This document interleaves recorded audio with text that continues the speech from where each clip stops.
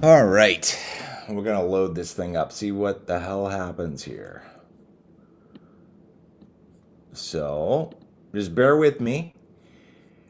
Everything is a little bit delayed on StreamYard, so I will get started as soon as I Thing see is a little bit myself. delayed on There we go. StreamYard. I'm gonna just mute myself.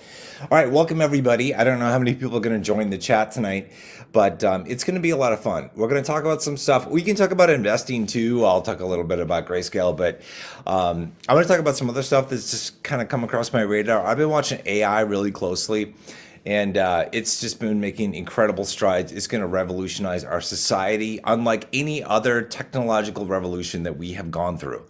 Okay, I'm going to talk about porn, and I'm going to talk about how the government, some people in the government want to ban it. I might start out with that. And I'll talk about a few other things too, like the EU and how I think the EU is just going to turn into a complete dystopic nightmare. Probably in the next 10 years or so. It might take less, but yeah, we're going to talk about that. Actually, I'm going to talk about right away. I'm going to try to keep this family friendly, but I am talking about porn. I'm not going to call it prawn or corn, or I'm going to call it porn, what it is, because that's what some people want to ban. Just for reference, I'm Gen X. Stay the fuck away from me, government. Okay, stay away from me. The thing is, okay, so I'm Gen X. It's like a lot of people probably are that are watching me. Obviously, we got everybody from like age 18 all the way to like 91, I think, are the age range of the people that watch my channel. I don't know who's tuning in and going to watch this one, but so my first introduction to the beauty of the female body, let's just say, was I was in grade school, and one of my buddies found a stash of his dad's Playboys. And so me and him and some of our buddies were like, "Whoa, this is amazing!" Okay, and so that's been, a lot of people get started that way, right? It's like I've heard from a number of people in my generation that kind of got started that way, right? Okay, so I want to talk about a couple of things related to this. First of all, I want to ask you, because there are always people that like somebody made a comment. They said porn should be banned. It's bad. It's terrible. Okay, well, all right, that's fine. That's what you think.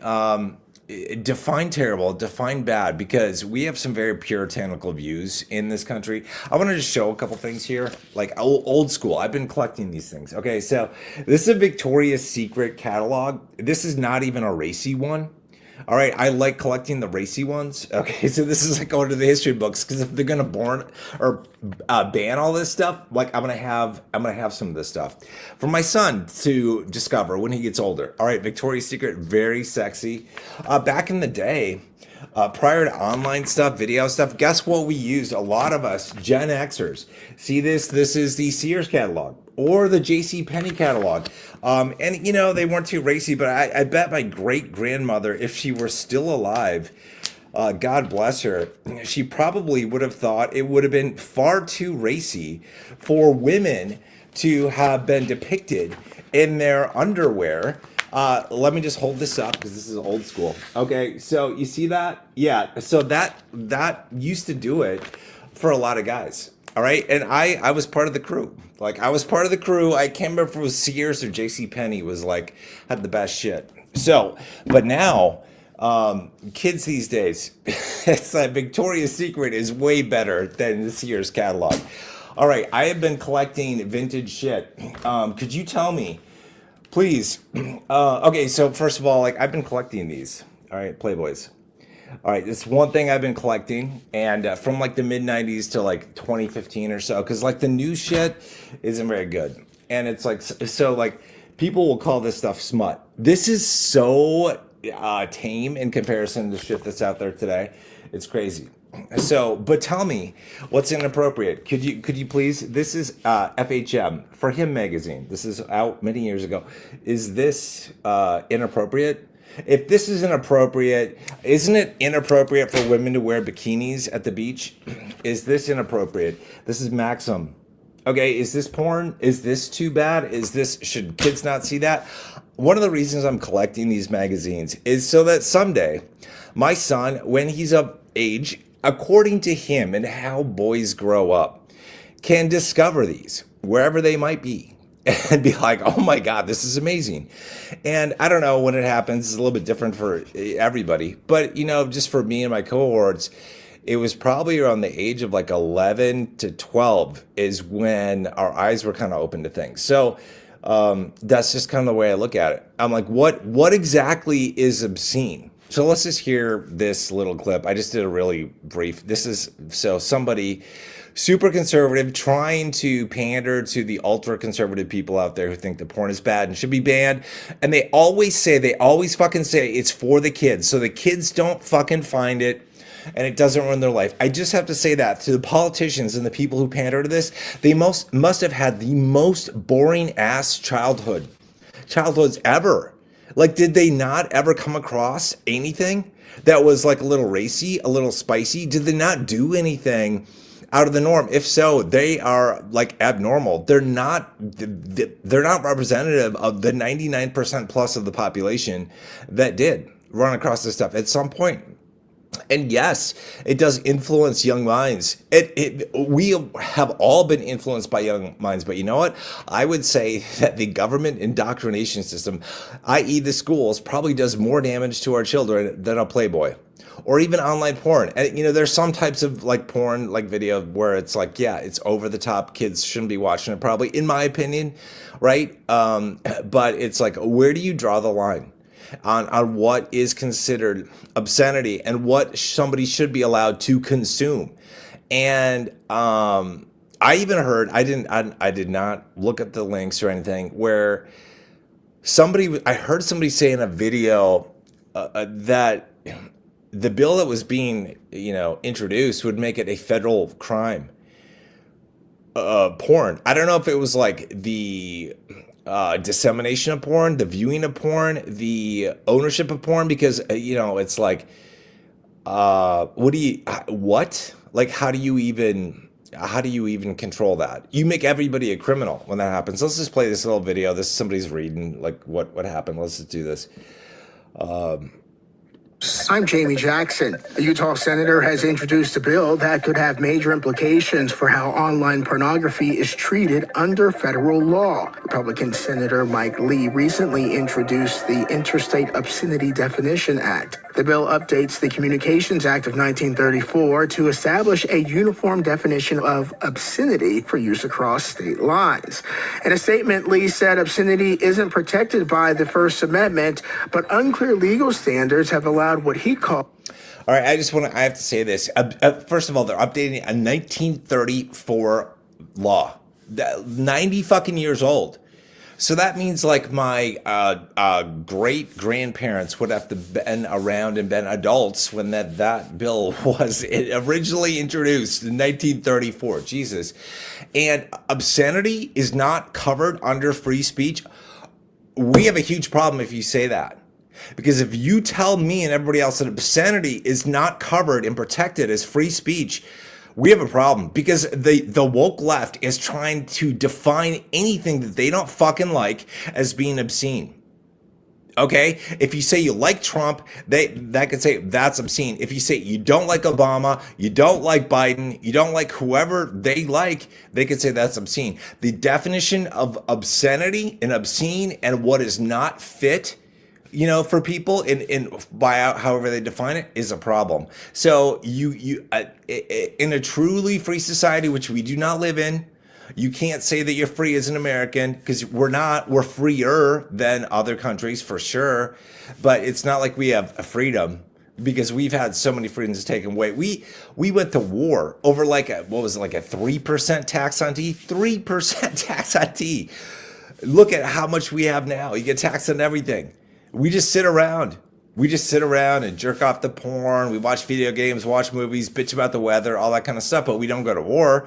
But this country was basically, we started a revolution because of a 3%, or maybe it's 4%, something like that, tax on tea, right? So here we are. Now we're having this discussion. So they want to update a 1934 law that defined obscenity. Okay, so what was obscene in 1934? Women showing like a little bit of their calves or ankles if they were wearing knickers. I'd like to know. I should maybe look that up. called, quote, extreme pornography to spread in American society.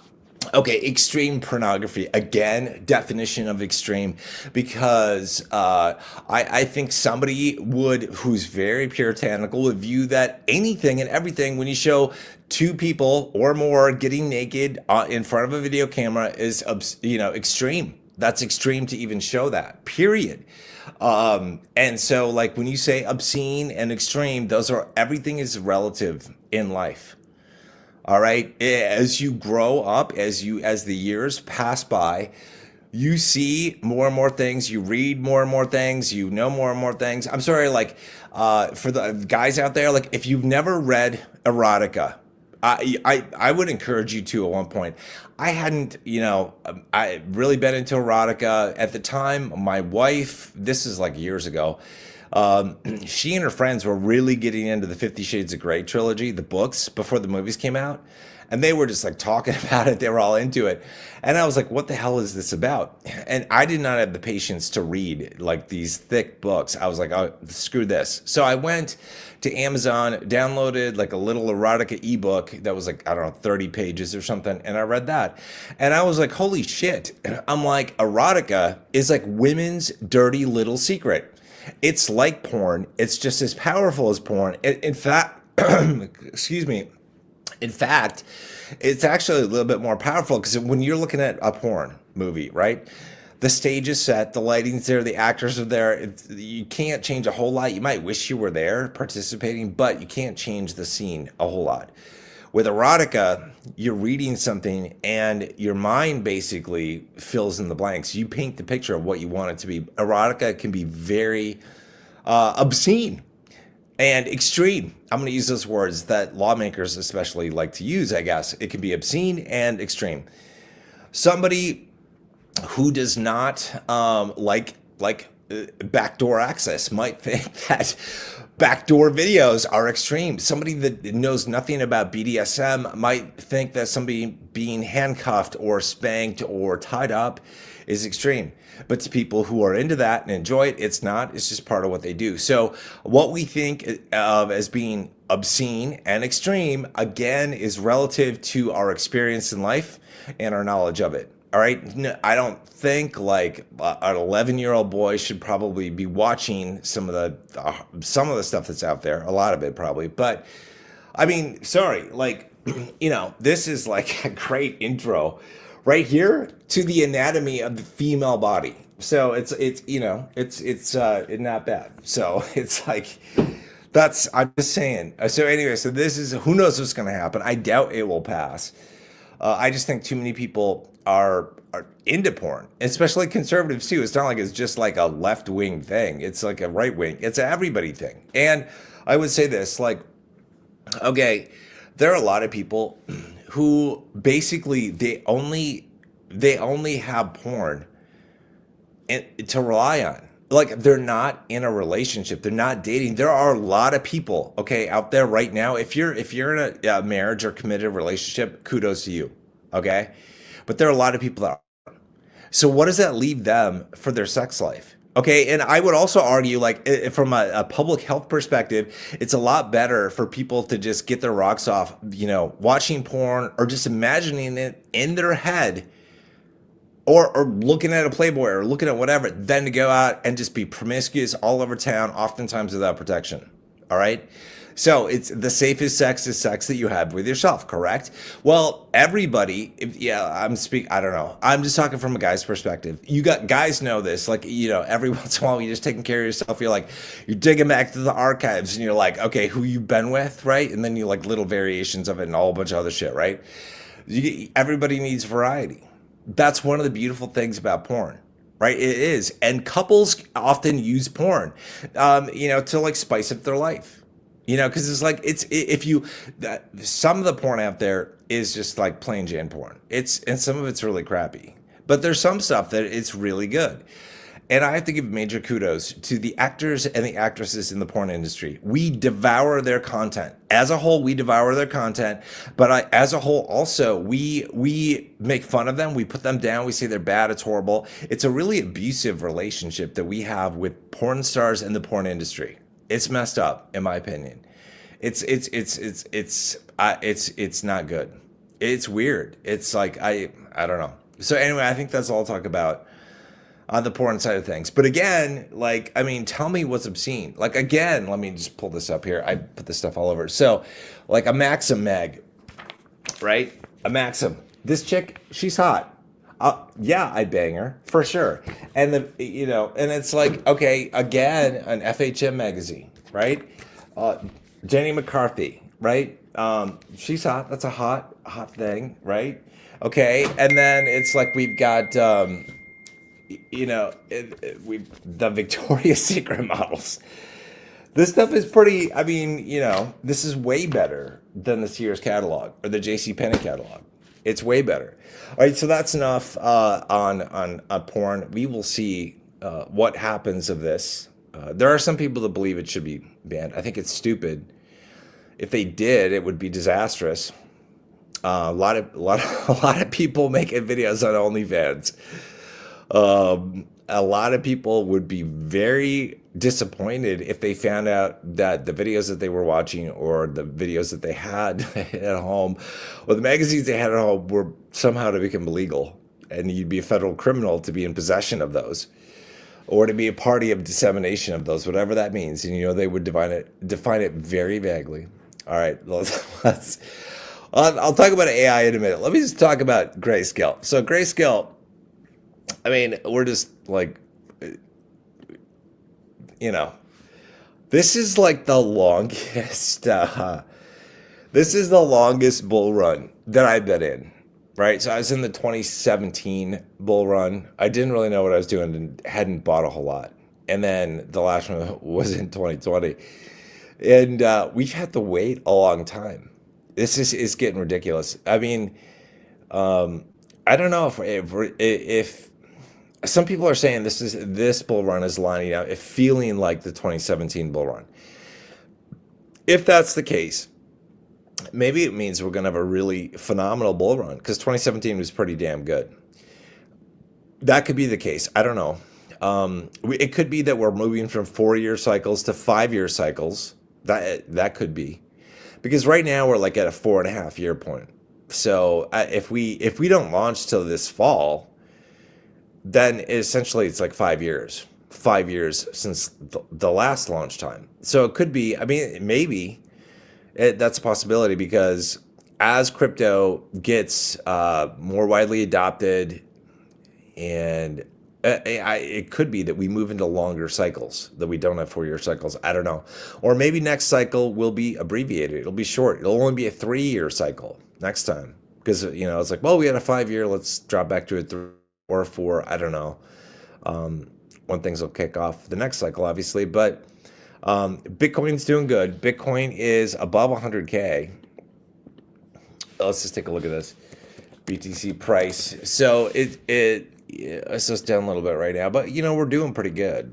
We're doing really good, and so the question that we all have, I think, Bitcoin is. I've talked about this before. Bitcoin is the primary asset that people go into, and the money flows to Ethereum, Big Daddy, Father Ethereum, and then the larger alts like Litecoin, Bitcoin Cash, Stellar, before it does everything else. So that's generally how things go. And then every once in a while you have like weird meme coins like Fartcoin popping off, where you can't really expect them, to. But we're doing good on Bitcoin. And, the ranges for Bitcoin, some people think it'll make it to 150, some people 200, 250, I don't know. But the 60-second alpha guy, he had this rule that he kind of talked about, like the 500-day rule. Like the best time to buy Bitcoin was like 500 days before the halving, and then best time to sell was about 500 days after the halving.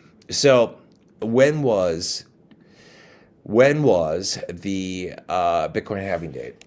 Bitcoin halving dates. Because this was like April of last year. So April for 2024 plus 500 days. brings us to September 2nd of 2025, right here. Okay. So if that rule kind of holds, then maybe we'd kind of see the high price for Bitcoin hit around September. That's a possibility. That doesn't mean that we'd have to wait that long for Ethereum, Bitcoin Cash, Litecoin, etc. to take off. But it might be where we hit one of the best price points for Bitcoin this cycle. And then, if you kind of if that 500-day rule kind of applies, that would make sense, right? It would make sense. So we'll see. And I don't know when things are going to launch, but Bitcoin is still pumping along, it's still doing its thing. I've been getting a few more people into Grayscale, like in their IRA accounts and in their UTMA accounts for the kids, just to help them, like, finance their kids' college, stuff like that, and fund their retirements. Because a lot of people don't have much retirement. There's actually a huge retirement savings crisis. It's just insane.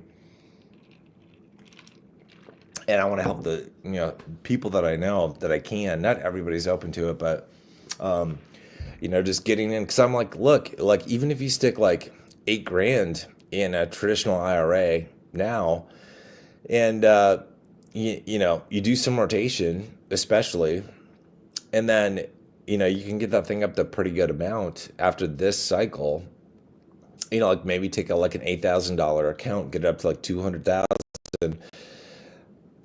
With rotation, it should be possible, hopefully. And then next cycle, you do a lot more on it, because next cycle I want to go into DefTF and some other ones. So I'll just show this too, in case I get hit by a bus. But DefTF is, along with MicroStrategy and Coinbase, DefTF is something I'm going to get into because it front ran Grayscale, right? So it's like if you got into it in the depths of crypto winter, you're buying it at like 8 cents, right?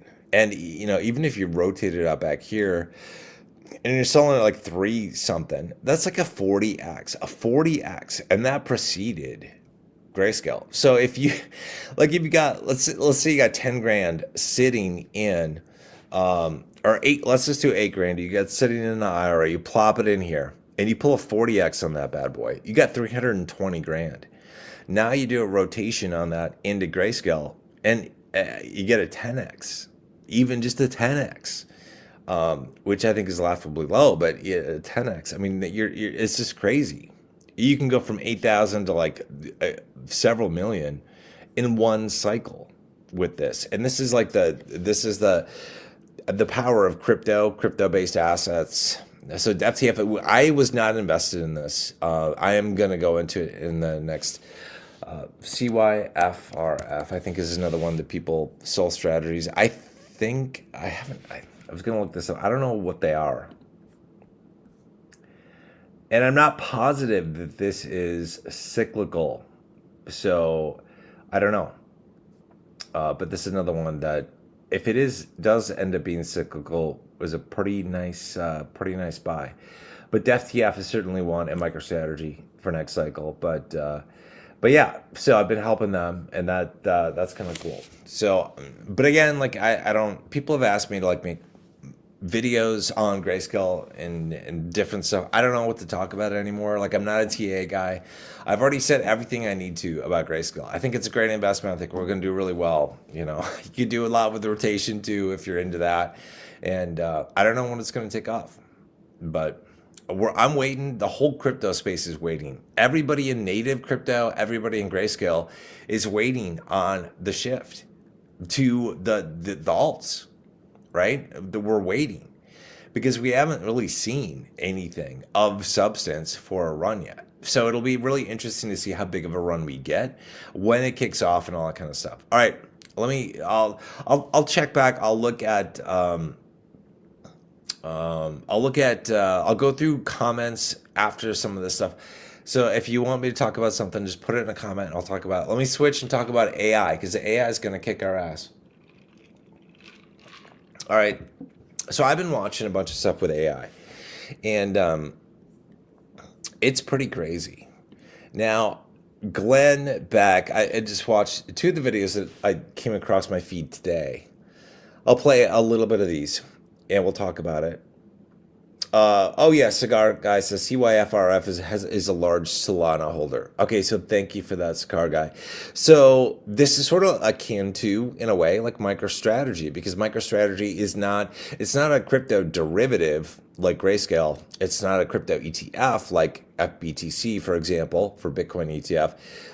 MicroStrategy is just, it does well because they have a ton of Bitcoin on their balance sheet. So if they've got a lot of Solana on their balance sheet, that it's kind of the same story. And maybe next cycle we'll have even more companies that do this, that put a lot of crypto, whether it's Bitcoin or Solana or Litecoin or Bitcoin Cash, whatever, on their balance sheets and do really well. Like their stocks will do really well because of that.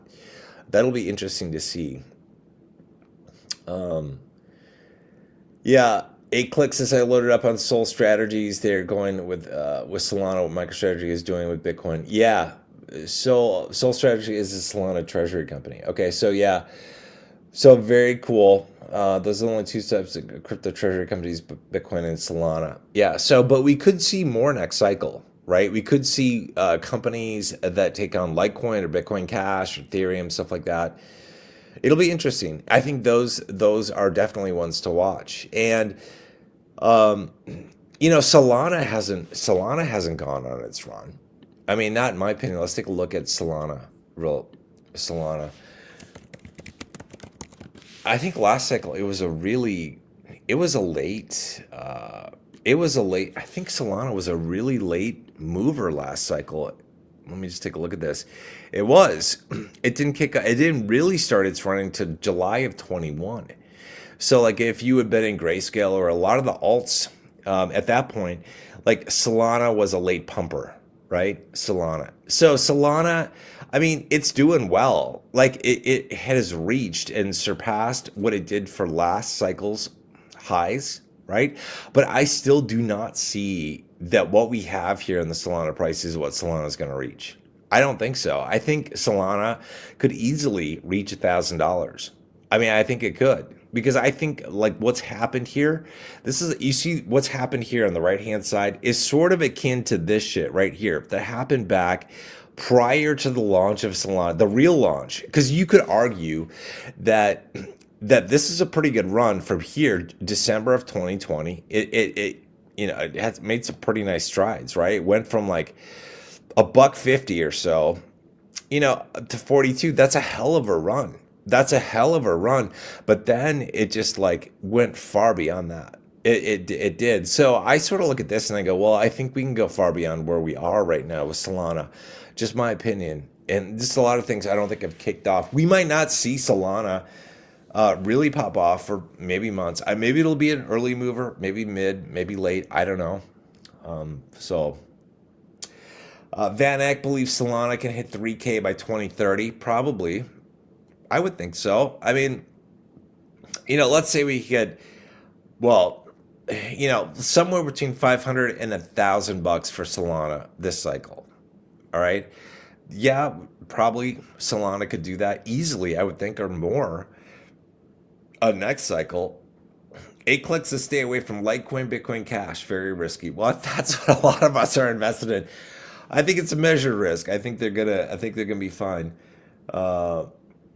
Solana beats all chains combined in almost every metric. I don't, some people really think Solana sucks. I mean, I've seen a lot of, like Solana, I think had a lot of criticism because it was like, there were problems with, like it was down a lot. The Solana outages, like with however the blockchain works. I think I don't know. I mean, Solana has a lot of tokens too on it, just like Ethereum, all the ERC20 tokens. I don't really invest in Sol tokens. They have a lot of memes though, a lot of stuff that's out there. I just don't invest in them. Just for me, it's like old school. So I'm like ERC20 tokens, mostly what I'm invested in. But on the Ethereum side, but it's got a lot of people really love it. So it's like I'm sure it'll do well, and I don't think it's going to be one of these things in crypto where either Ethereum's going to win or Solana's going to win. It's not going to be winner takes all. It's going to be that we have a number of solutions that are good, just like Bitcoin Cash versus Bitcoin versus Litecoin. I think it's all going to be good. I think just that I view that like Litecoin and Bitcoin Cash, in my opinion, are extremely undervalued in comparison to the value they should have. Whereas Bitcoin it's priced in, right? It's the fair market value is priced in. People recognize its value versus I don't think people really yet realize the value of Bitcoin Cash. I think it could go much higher.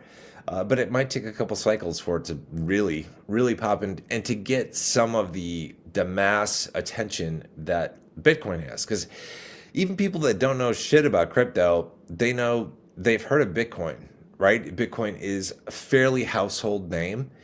But honestly, I think you can make better money in altcoins. I mean, Bitcoin, it's good, right? It's real good. Let's just take a look at BTC. Like what if you got in? Didn't it get down to like 15 grand or 30 grand, like for the bear market? So here we were sitting at the bear market lows, somewhere around, let's just say 16 grand, right? And you got in down there at 16. Well, what is that? Like you've done, now I'm gonna have to fucking do math. Like, is that like a 7x or something? Like something like one, let me just do this. 105 divided by 16. You've done a 6.5x. That's good. That's really good actually for Bitcoin. That's really good for Bitcoin. And like, it could probably get to 150 easily. I think a $250,000 is not out of the question at all for this cycle, for like a cycle high. You can do really well, but a lot of altcoins you can just do much better, and that's why I'm mostly in alts, not Bitcoin itself. But next cycle, I like in my brokerage accounts, I will go into a Bitcoin ETF along with MicroStrategy, Coinbase, CYFRF, and DefTF. As leading runners basically prior to me getting into Grayscale, and even in my smaller portfolios. In my big portfolio, I'm not going into Grayscale next cycle. I don't think at all. I think it'll just be like my Roth, my son's UTMA. But I think, it's like that because I just need a next cycle. I'm going to need bigger liquidity, and that's what those assets will give. But it's like for like a smaller portfolio. It makes sense. I mean, like if you went into Jesus, let me just show this again. like DefTF or CYFRF, these are really good, right? But DefTF, like just I'm gonna ignore that happened back there. But like if you're buying it like at 7-8 cents, geez. I mean, you've done over a 40x. And think about taking the profit from a 40x and then rolling it into Grayscale or a miner or something. You can make out really well. It doesn't take a whole lot of money these days to become a millionaire. Because if you, like I said, if you put 8 grand in here in the depths of the bear market, 7 cents, 8 grand, right? You pulled a 40x on that thing. Well, you're sitting at 320,000, right? 8 grand, you did a 40x, sitting at 320,000. You drop that into Grayscale, even if you only did a 10x, now you're at 3.2 million. You see what I mean? It doesn't take a whole lot. Your ticket to become a millionaire in this scenario is only like what, $2,500 or so. That's all it takes. It takes a little bit of time. Because you have to be like, if you got in September of 2003, you haven't quite waited 2 years, but let's say in 2 years, all it takes is like $2,500 in two years to become a millionaire. That's it. It's really easy. People think it's so out of their reach, and they don't know what assets are available. So we're lucky, because I think as more people get familiar with this stuff, the returns are going to be diminished in future cycles, but. All right, let's switch over to AI. Let me talk about that. So AI is unlike the technology revolutions that you and I have gone through. All right, doesn't matter how old you are or how young you are. For me, it's like what I remember is like the biggest ones in relation to technology and the internet were like it was like the advent of dial-up. I at first used the internet or a form of it, dial it into bulletin board systems or BBSs, and then I got on the internet through dial-up and when I was at the university, and then we had the transition to like cable modems, DSL, fiber, right? And then we had cell phones come out because back in the day when I was growing up, I had like a rotary phone, land phone, right? And then only the ultra rich had portable phones, but then everybody started to get like their Nokia phone, right, and their Motorola Razor, both of which are probably impermeable to nuclear strike, actually, by the way, because they're made very tough. And then eventually it's like we made a transition over to smartphones, right? And the rise of the internet, we saw the transition and the rise of e-commerce and the web, right? And the web 2.0, and everything that we use right now is basically online, cloud-based. It's streaming, right? And it's very convenient. It's very nice. But as somebody who knows technology enough about it to be concerned about the fragility of our society, I mean, it's like it's one thing if you know about EMPs and the threat of them, either from man-made like creations like North Korea or China or whatever wanting to launch a high-altitude nuke and take us out, or from like something like the Carrington event that was natural, right? And so just our dependence on electricity puts us at risk. But now we have a dependence that's just tremendous based on technology. I can't imagine trying to operate society going back pre-computers, pre-internet, pre what we have right now. The internet has spawned a lot of really great things. Internet and computing, right? And math, right?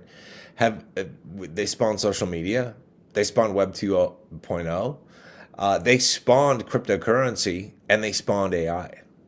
AI is the most transformative thing that we as humans in recorded human history have ever created. And I believe it will replace us. And I'll probably do a couple of videos on this, like over time, and just talk about this. But I think it will. I think we will embrace it, in ways that we never expected, especially when you combine AI with the advancements in humanoid robot technology. That eventually it will become a norm to have a relationship with a robot, right? That's powered by AI. We will have discussions about what does it mean to have consciousness, what does it mean to have a soul, because AI will be really good, and we'll have robots that charm us, that talk to us, have conversations with us, that we get attached to. And that you and I might not think is real, but guess what? Some kid who's 3 or 4 years old doesn't know any different. See, that's the thing. You and I, everybody that's alive right now, we are like the last generations that will know what it's like to live without robots. Because future generations, that's what they're going to know. I grew up and I knew television and VHS and cassette tapes, right? And it progressed from there. Like my son, he's part of the iPad generation, right? Gen Alpha. And they call it the iPad generation. He's been using an iPad for a number of years. This is normal to him. YouTube is normal. He learns a lot from YouTube. He's even created a couple of his own YouTube videos. He's probably going to be a content creator someday. And that's normal for him, right? My great-grandparents would not have wanted to have made themselves public, out there for everyone to see. He's going to have no problem doing it. He, is going to be old enough where he probably sees robots when they come out and they're advanced like 10, 15 years from now, and he'll be like, yeah, it's different. But his kids, they'll just be surrounded by robots that look like, act like, sound like, feel like, talk like humans. They're not going to care. So we might have this internal thing where we feel like humans, we as humans, real flesh and blood, are better than, in one way or another, robots, that it's better to have a life with people. But future generations aren't going to care. They're not going to care. So that's the future of us. So anyway, let me share something that Angela said, I used to run a BBS when I was 12 until 15. That's really cool. That's super cool. Um, Very cool. Very cool. 8 clicks is buy a farm and you'll never know. I'm already out in the country because I wanted to get away from people, wanted to prepare for a lot of scenarios. I agree that it's probably best to not be in a city if you want to avoid a lot of technology and minimize it, but you're not going to be able to avoid it probably totally. It's going to permeate life in ways that you can't even imagine. Um, Kyler says, I guess I agree with you about the government, so I guess I don't care if it's banned. This is in reference to porn, but yeah, I still think porn is terrible and it tarnishes how you see sex and your future relationship. So I agree that some people probably, like, I mean, you have to be realistic. Like, no matter what I think about myself, I am not a porn star. Okay, I have to give major kudos to those guys. Like, I'm sorry to this is not this is maybe a little bit too much more detail, but I cannot picture myself getting and maintaining an erection for very long in a room where I am surrounded by a couple guys running video cameras and the fucking lights are on me. That's just not in me. That's not in me. My body doesn't look like a porn star's. You know, yeah, I have to give those guys major credit. So, but there are people probably that view that stuff and go, this is exactly what reality is like. Like, this is what sex is like. This is what people do exactly. This is exactly how it works. And it's like, it doesn't, that's not anybody. It's like, that's not, it would be awesome if it were always like that, but that's not the reality. Okay. People aren't porn stars. The people that do this on a regular basis, it's their job. They're really good at it. They look good. They work out. They get suntanned in all the right places. They have it down. They've gotten used to working around the lights, right? And the people and all the editors, all that stuff. They can do it. Yeah, but it's not a reality thing. I view it as like an escape. It's an escape. Like, everybody has fantasies, right? Life is boring as shit if you don't have fantasies about something, about your career, about travel, about who you want to get naked with. This is boring. Like, you need to have fantasies and use your imagination. And that's like back in the day. I mean, it's like, well, you can do it now too. It's like you just take care of yourself using your imagination, right? You don't need to use porn, but it's still in your mind. I can still have very vivid, like, things going through my head that would not be reality.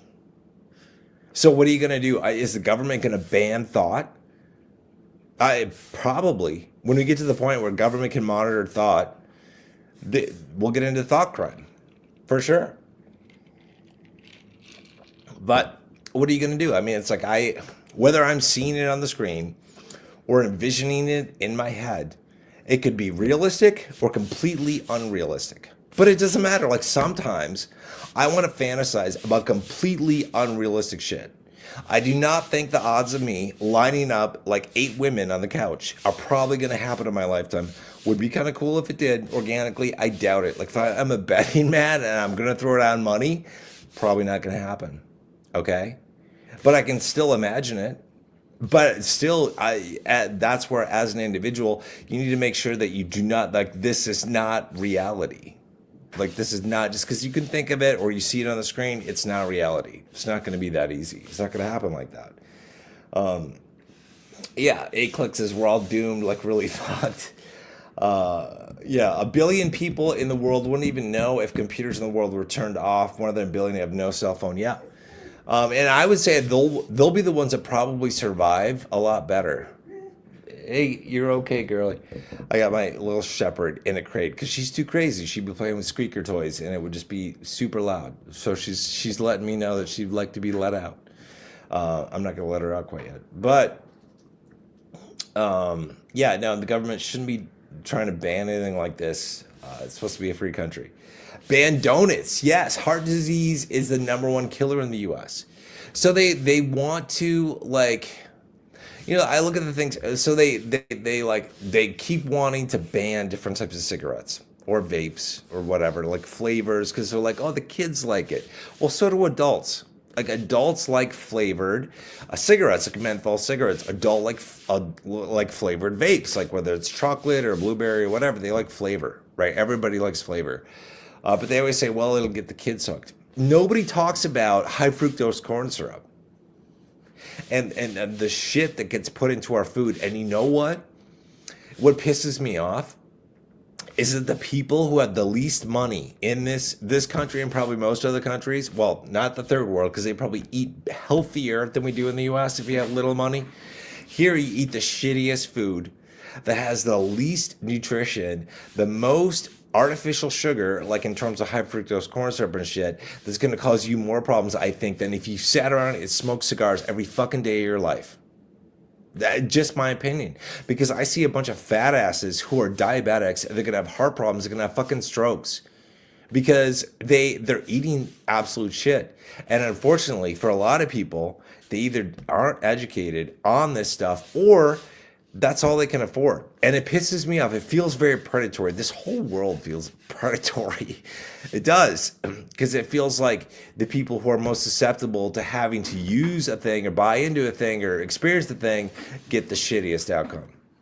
So, but yeah, so that's like, and you know, every time the government tries to ban something like prohibition back in the day, right? Alcohol, then you get the whole like mafia squad springing up, and you get everybody that if they make guns illegal, they'll be the gun runners, right? If they make tobacco illegal, they'll be the the tobacco underground. If they make porn illegal, they'll be the porn underground. You know what?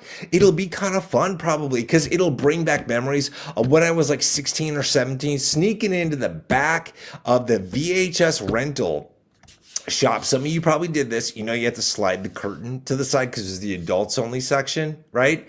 And going in there, looking at all the titles, going, holy shit, me and my buddy be like, oh my God. And then hoping to God, praying to God that we would not get busted and asked for ID by the cute girl that was working at the checkout desk. 50% of the time we would get busted, turned away. 50% of the time it would work. It was worth the shot, okay? But there was a risk. It's like, you know, your heart's pounding because you're like, am I going to, oh my God, I just got access to the banned adult section of the VHS rental place. And then your heart, it's almost as much or more than when you're watching the actual VHS porno, right? It's the risk of getting caught. And so a lot of people, like, whether they think about it or not, you get almost like addicted to risk taking. So like every time if somebody, I've never like done, I've only smoked weed like 4 times. It does not agree with me. I've never done hard drugs. I would like to do some drugs like someday. Honestly, I'm going on YouTube saying this. I would love to do some cocaine, some ecstasy. The problem is right now that I have is a lot of this shit is laced with fentanyl and there's no fucking way I'm going to ever try it. But I was like, there was a point in time I'm like, when I'm 70 or 80, I'll try it. But I'm probably like the one guy, like I do a little bit of ecstasy or a little bit of cocaine and I'd fucking just drop. I'd have a heart attack. That's probably me. Okay. But the thing is like a lot of people, they probably don't even realize that part of like the high that is associated with drugs, buying drugs, is the fact that you have to buy them and that's illicit and they could get busted and there are penalties for it. Like you do whatever the brain chemicals that get produced when you take risks, right? Whether it's like sneaking into the back of the adult video store, right? Or buying a Playboy like I did. I was like buying Playboys like this when I was like 16, 17, like from like Walden Books or something. I remember like, I had like a 50-50 chance, right? Because it's like, it was usually some hot chick working at the checkout. And I was like, oh my God, is she going to ask me for ID? First of all, it's embarrassing when you're like 16 or 17 and you're walking in to a little small bookstore, right, in the mall. And there's some hottie, like 20-year-old chick at the checkout, and you're bringing up a porno mag to buy. It's embarrassing, but I did it. And a lot of guys did it too. You just got to do what you got to do. But there's always a risk. 50% of the time I get turned away. You know, it wasn't like risk of jail. Like you're a pervert, Ethan, we're going to send you up to jail. You're underage. No, you just get busted, you get turned away. It was worth it the times that I made it through, just like it was for a lot of people who did the same thing. So we get hooked on the risk. There is that. So if they do make porn illegal or anything illegal, it will just create an underground economy that people will like in a way because it's like it's risky. You shouldn't be doing it. People like shit that's taboo. Look at all the fucking like genres in porn. A lot of them are taboo stuff, right? They're taboo. And people like that. And that's part of the turn on is like, you shouldn't be doing that. You shouldn't be thinking that. You shouldn't be doing it. People like doing things they shouldn't, right? All we are as adults are little fucking kids. That's what we are. Because kids like to do what what they're told not to do. Don't, play baseball next to the cars. Don't jump in the swimming pool. Don't eat too much candy. Don't do that. Kids like to do as they think is best, not what they're told. That's generally how we all continue to think through, right? So anyway, enough of this. A-Click says, Thriller says those new flavored vapes were killing people in under 2 years before the regulation started. So yeah, so when there's not regulation, things can go bad. Here's what I would like to see actually in my lifetime, because I would love to do like cocaine and ecstasy. I would like them to be just regulated. I would like to actually have government oversight of these things for them to be made illegal or made legal, but under like a controlled license so that I would know that if I'm buying cocaine or ecstasy or something else, that it's pure, it's not laced with fentanyl, and I can go get it like from like a Walgreens. And it's like from a good manufacturer that's trusted. Right?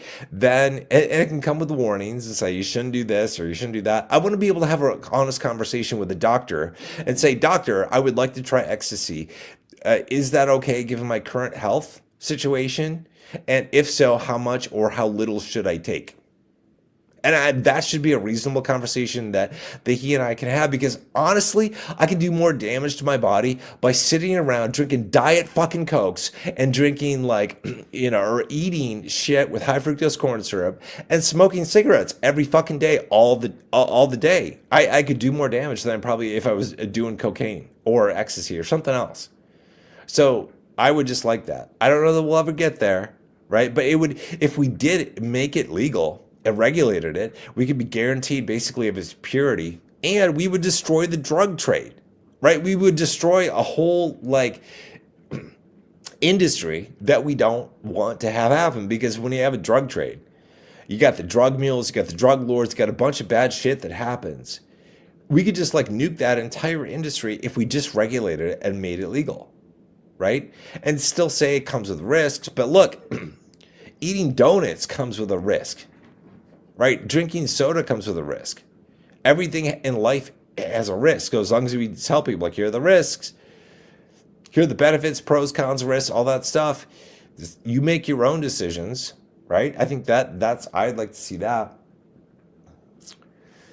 Yeah, A-Click says it's a free country. We should be able to do whatever we want as long as we don't drive or put anyone else in danger. I agree. Like, if we're just doing it on our own, you should be able to like do acid or mushrooms or whatever the fuck you want. Like when you're at home, you're not driving, you're not a risk to anybody else. I think you should be able to do it. I would just like to know that anything that I am buying is good, clean, pure. It's not gonna like make me drop dead because it's laced with fentanyl or some stupid shit that somebody created in a fucking lab in a trailer. Yeah, because they didn't know what they were doing, or they did. They wanted to hurt people. I don't know. I just, that's kind of what I'm thinking. A-Click says, I work for an engineering firm. We have many foreign workers that come here to work. They say when they arrive here, they can't believe how many people are fat here. Yeah. Yeah, here's the thing. Like, so I love Coca-Cola. I love it. I probably have like a Coke per day, sometimes two. I try to almost always, whenever I can, drink Mexican Coke. And I'm probably a racist for saying that. I like Mexican Coke. It's made in Mexico. You know what they make it with in Mexico? Real fucking sugar, real cane sugar, not high fructose corn syrup like they do in the US. Not because it's like so I like cane sugar. I think we were sold a lie on the dangers of sugar. Honestly, I know sugar is not the best thing for you, right? It can do a number of cancer thrives on sugar, but I think we were sold a lie so that they could bring in all this like non-sugar, low sugar diet shit. I have all the fat people I know drink Diet Coke. That what? Yeah, it's probably that Diet Coke, the sugar-free shit, is causing more damage than sugar. And you can't even get a sugar Coke in the US. Well, I mean, you can acquire it in the US, but it's manufactured, made, bottled outside of the US, like Mexico. Right? There are some other, like smaller pop bottlers that will make colas and flavored sodas with just sugar. One of my favorite ones is Boylan, Boylan. I know we're not talking about AI yet. We'll get there. I love their black cherry and their grape soda. They're made with real sugar. They're phenomenal. Tastes like it's like drinking a popsicle. It's awesome. Yeah. Eclipse says no weed overdose in history, but some have died of drinking too much water. Yeah. You can. Water is dangerous if you drink too much of it. And this is like they had some like water. Wasn't it some radio show? They had like a contest to see who could drink the most water, the fastest, and then somebody died because when you do that, like I think it's like the ratio of salt, like the salinity, of the water in your body gets off, and it can just like kill you. It says, I did shrooms and laughed so hard for 5 hours that my face is sore the next day. Yeah, so it's like you got to, and shrooms are probably that's something I want to do. Because it's like you don't find that shit laced with fentanyl. So that's something I want to do because I've been fascinated by that. Yeah, I at a Mexican restaurant here, Sculapede says it's in the menu as Mexican Coke. Yeah, it is here too. Even like when I ordered Chipotle, I think it actually says like I can order a Mexican Coke. Like it actually says that right in the DoorDash menu. And it's pretty well like acknowledged that the Mexican Coke is the stuff that comes in a glass bottle. And I don't know, I like it better.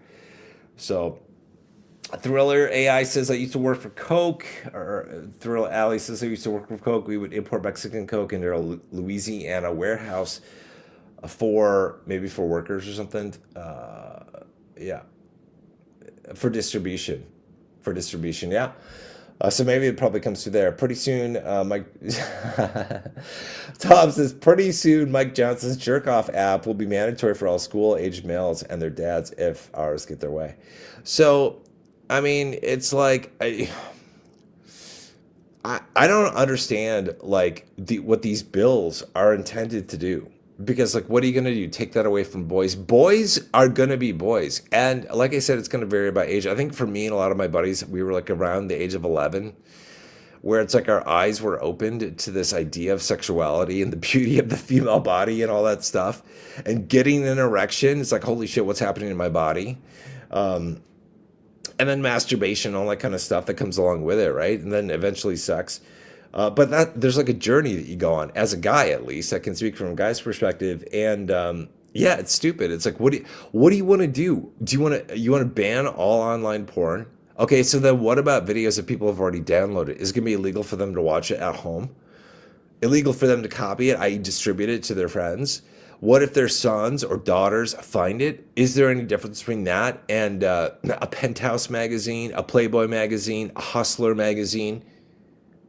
Is vintage shit okay? Because like I've got some like VHS tapes that are pretty racy. I would consider them to be like soft porn in relation to what is out there today. By the way, I've been collecting vintage shit, music, movies, games, and porn.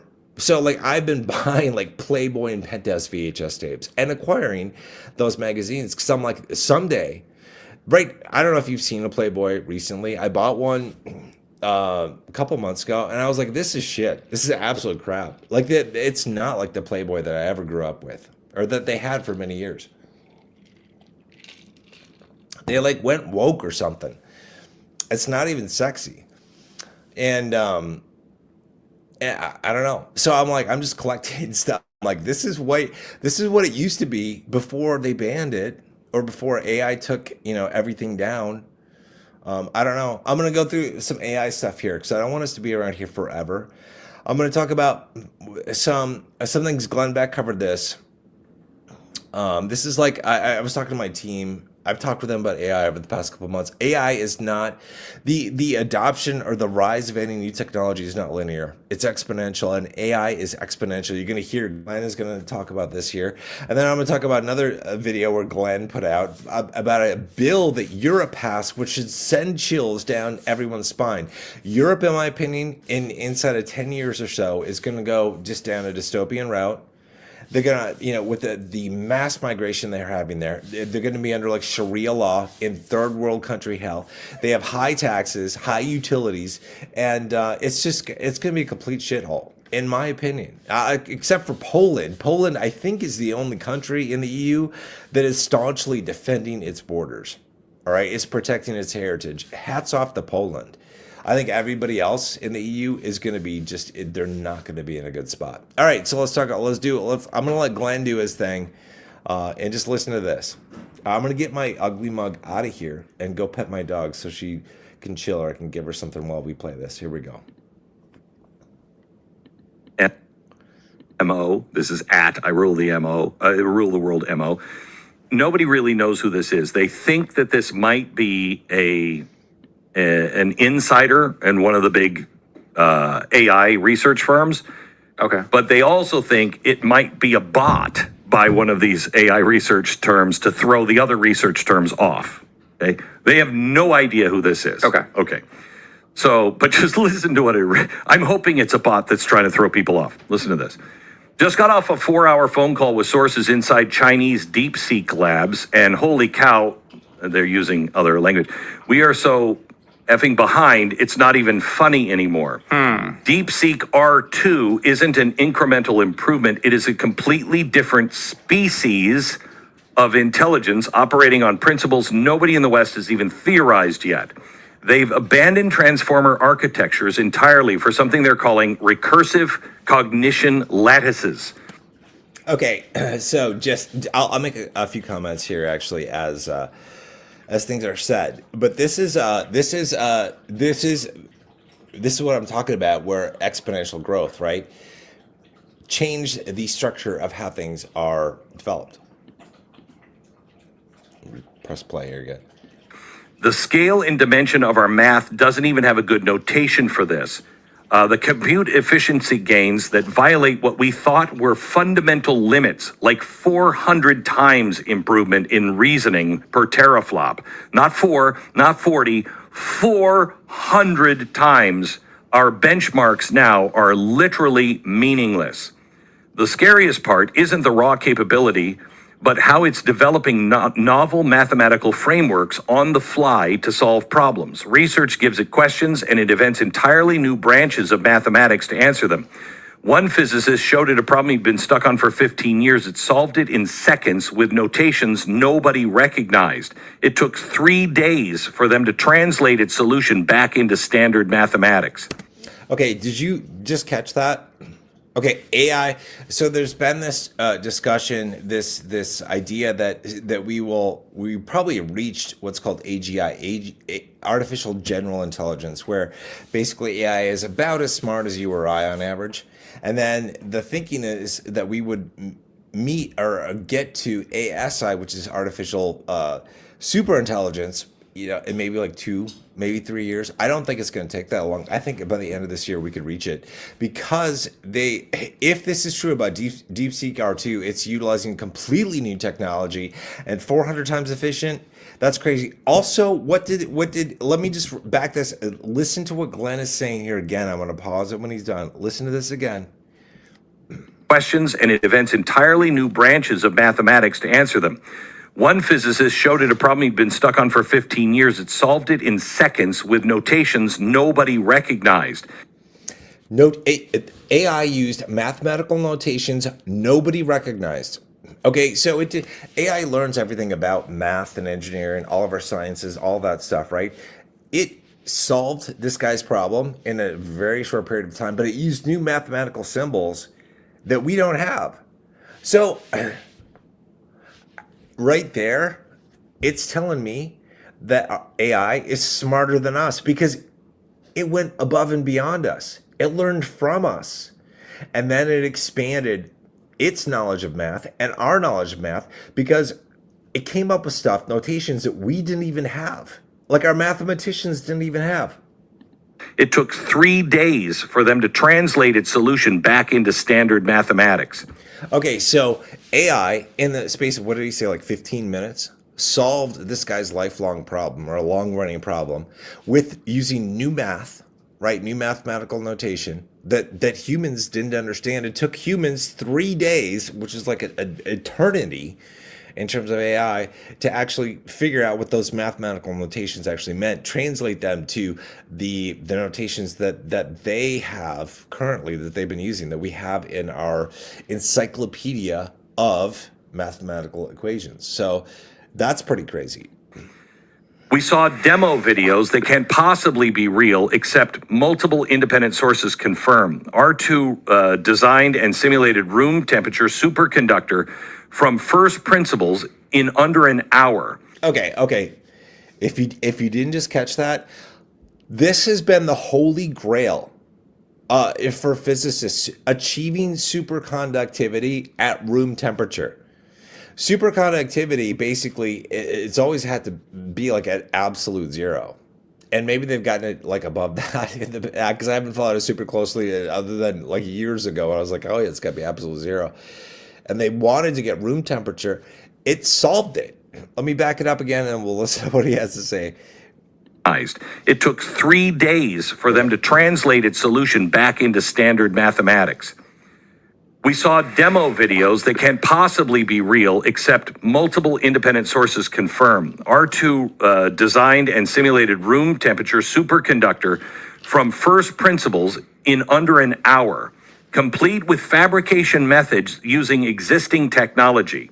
They've already produced the samples in the Beijing labs, blah, blah. Okay, all right. So AI in, like, what did I say, like an hour, solved the problem of achieving superconductivity at room temp, and then it gave people instructions on how to make the equipment using current known engineering methods and materials. This is the power of AI, right? The AI, along with quantum computing, is going to just rock our world. I think we're going to see inventions that blow our minds over the next 10 years. It really is crazy. I saw a post someplace where, I think it's someplace in like Norway, someplace in the EU, they have developed this type of brain.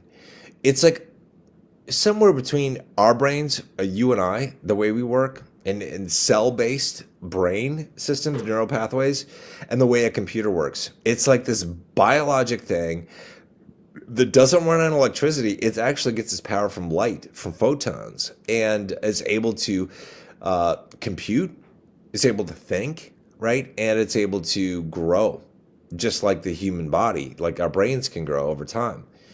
And I think that is going to be something that AI gets embedded with. So we're going to have this thing where it's like this, we have this like semi-biologic thing that's out there in the wild. And then some of the stuff I've seen that's being done on the robotics side is mind-blowing. Inside of 10 years, we're going to have some really phenomenal lifelike AI that can truly provide like good partners and good help for a lot of people. Because a lot of people, like as they age, they lose their spouse. And there are a lot of people who are single across all ages that could use some help, even if it's just to have a conversation with somebody. You know, I know a lot of people like to joke about, well, gonna have sex with your robot. I will have sex with my robot if it gets to that point and I feel like my wieners are gonna get chopped off by like the metal whatever that's in there. I will, for sure.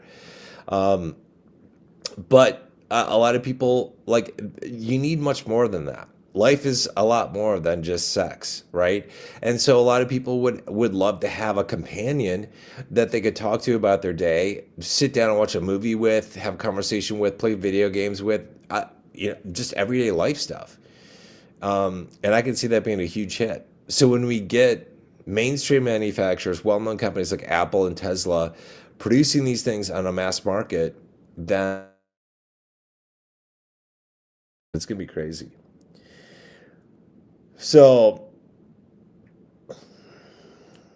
A-Click says, I'm worried about the interdimensional aliens, and AI will do everyone's job better. Probably a lot of jobs that will do better. The aliens, I wouldn't worry about. I maybe in relation to quantum computing, because if from what I understand, quantum computing is actually it's kind of a mystery how it happens. What the best they can tell when quantum computing is used, it actually solves the problem in parallel across multiple realities, right? It's stuff out of the metaverse, stuff out of the movies, right? And they don't exactly know why. And they are also concerned that doing that can alter the past and alter the future. Yay! So yeah, who knows what's happening or what will happen. One of the inventions of this, actually, I saw this like an article or something. I forget where I saw this. Somebody's coming out with what's called quantum radar. Like we all know radar, like standard good old radar, sends a ping, a pulse out. It's like there's a bird over there, there's a plane over here. This stuff is happening in the sky, right? Quantum radar doesn't do that. Quantum radar, it like just taps into the multiverse and just knows based on probability and based on what's happening elsewhere if there's something coming. It's so weird. We're gonna enter the world of like predictive stuff. It is AI combined with quantum computing is gonna know our every move, our every thought, our every action. It's gonna be able to predict that. It's gonna be freaky scary. Uh, Vivin says, Ethan, what do you think about China's technology and society compared to the USA?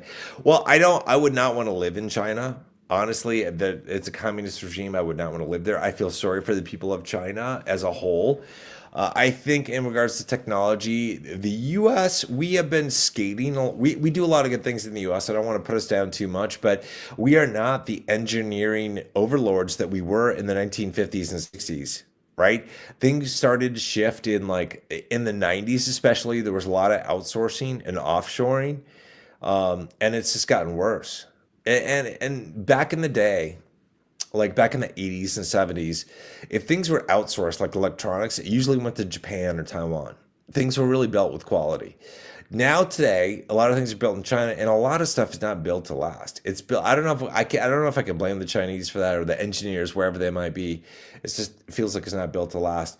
I think that China is making some very smart moves in relation to AI and a lot of the stuff they're doing. I think they want to become the world's superpower, right? You probably heard this too. Like China doesn't plan in terms of like years or decades. They plan in terms of like 100 years plus. In terms of what they're planning is like what they want for the country of China and its people.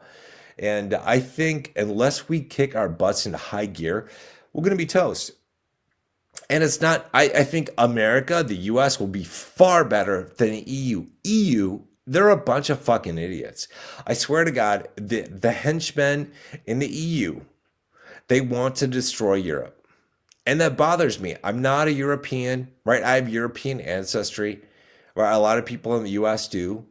And I don't want to see the motherland of Norway, the fatherland of Germany for me, and anybody's homeland get destroyed. Because they don't care about allowing migrants in from all around the third world that don't give a shit about the language, the society, the way things have done, and a lot of things have gone downhill big time.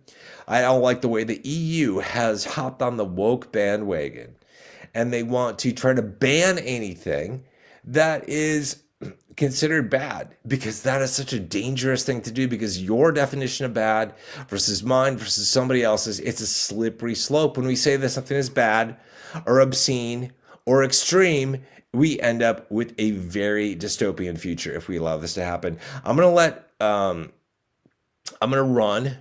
and I'm not gonna run away for good. I'm gonna go have a cigarette, just a portion of one, while I play this law.